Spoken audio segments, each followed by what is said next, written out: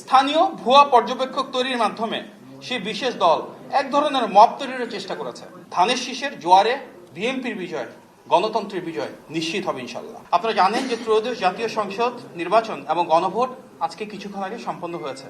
আমরা নির্বাচন কমিশন, সশস্ত্র বাহিনী, অন্তর্বর্তীকালীন সরকার এবং আইনশৃঙ্খলা বাহিনী সহ নির্বাচন পরিচালনার সঙ্গে সম্পৃক্ত সবাইকে আন্তরিকভাবে ধন্যবাদ ও শুভেচ্ছা জ্ঞাপন করছি। এই নির্বাচনে সহিংসতার কারণে অনেকেই আহত হয়েছেন, নানা কারণে অনেকেই দুঃখজনকভাবে নিহত হয়েছেন। তাদের পরিবারের প্রতি সমবেদনা ও সহমর্মিতা প্রকাশ করছি। আমরা দেখেছি নির্বাচনকে বিতর্কিত করবার জন্য গতকাল রাত থেকেই বিভিন্ন জায়গায় যে সহিংসতা, কারচুপি ও কালো টাকার মহোৎসব হয়েছে, তার প্রেক্ষিতে যারা নিরাপত্তার দায়িত্বে ছিলেন তারা অত্যন্ত গুরুত্বপূর্ণ ভূমিকা পালন করেছেন। জনগণ ঐক্যবদ্ধভাবে প্রতিরোধের দৃষ্টান্ত স্থাপন করেছে, অনেক জায়গায় এই ধরনের অপপ্রয়াসকে রুখে দিয়েছে। বিএনপির সঙ্গে প্রতিপক্ষ রাজনৈতিক দলের যে দৃশ্যমান বিশাল পার্থক্য রয়েছে, সেটিকে প্রতিহত করাই ছিল গতকাল রাত থেকে আচরণবিধি লঙ্ঘনের মূল উদ্দেশ্য। সেজন্য ভোটারদেরকে হুমকি প্রদানের মাধ্যমে নিরুৎসাহিত করে ভোট কেন্দ্র থেকে দূরে রাখার একটি অপচেষ্টা করা হয়। এই দুর্ভাগ্যজনক ঘটনাগুলো যদি না ঘটতো, হয়তো ভোট কেন্দ্রে ভোটারের উপস্থিতি আরো বেশি হতে পারত।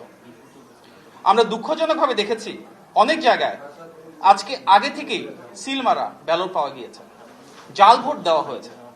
কিছু ক্ষেত্রে মৃত মানুষের ভোট দেওয়ার অভিযোগ যেমন এসছে, ঠিক একইভাবে নিজেদের ভোট দিতে পারেননি বলেও অনেক ভোটার অভিযোগ করেছেন, যা প্রমাণ করে ফ্যাসিবাদী আমলের মতোই একজনের ভোট অন্যজন দেওয়ার অপসংস্কৃতি এখনো পুনঃপ্রতিষ্ঠিত করা হলো। স্থানীয় ভুয়া পর্যবেক্ষক তৈরির মাধ্যমে সেই বিশেষ দল এক ধরনের মব তৈরির চেষ্টা করেছে, যার মাধ্যমে ভোটার উপস্থিতিতে এক ধরনের বাধার সৃষ্টি হয়েছে। সেটা অনেক আগে থেকেই আমরা নির্বাচন কমিশনকে অবহিত করেছিলাম। নির্বাচন কমিশন ক্ষেত্র বিশেষে বেশ কিছু পদক্ষেপ নিয়েছে, তবে সেটি আরো আন্তরিক ও সামগ্রিক হলে আরো যথাযথভাবে এ ধরনের উপস্থিতি রোধ করা যেত। চিহ্নিত রাজনৈতিক দলটি সামাজিক যোগাযোগ মাধ্যমকে এমনভাবে ব্যবহার করেছে যাতে ভোটারদের মনে ভোট প্রদানের বিষয়ে এক ধরনের ভীতি তৈরি হয়। বাস্তবতা হচ্ছে বিএনপির বিজয় অনিবার্য ও নিরঙ্কুশ, সেটিকেই স্তিমিত করার কোনো অপপ্রয়াসই সফল হবে না বলেই আমরা দৃঢ়ভাবে বিশ্বাস করি।